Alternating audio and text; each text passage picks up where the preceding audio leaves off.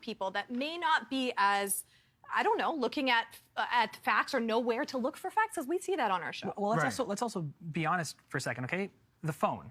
The phone, I think, is one of the transformational things here, because when you get that instant gratification of a like, somebody sees your video, they like it, they're giving you affirmation. They are telling you that what you're saying matters. And that was something I struggled with right at the beginning, where because I was a very loudmouth individual growing up, child, and a lot of people pushed back on me because I would always put myself out there.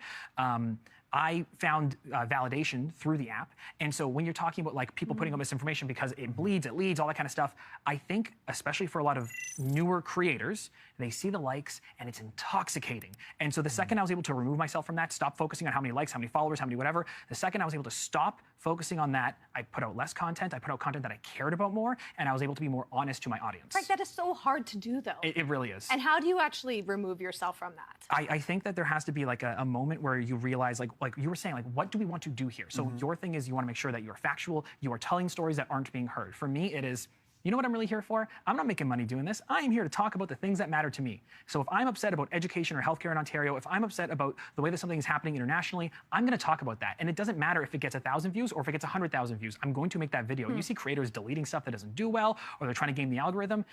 And you have to do that if you're doing it for a living. But because this, for me, is just a hobby, I am able to chase after those things that really matter to me, maybe not to everybody. So people should watch out for that. Maybe when a lot of content is being deleted, if it isn't doing well, like maybe that, just in terms of news, if you're thinking about what is actually going on.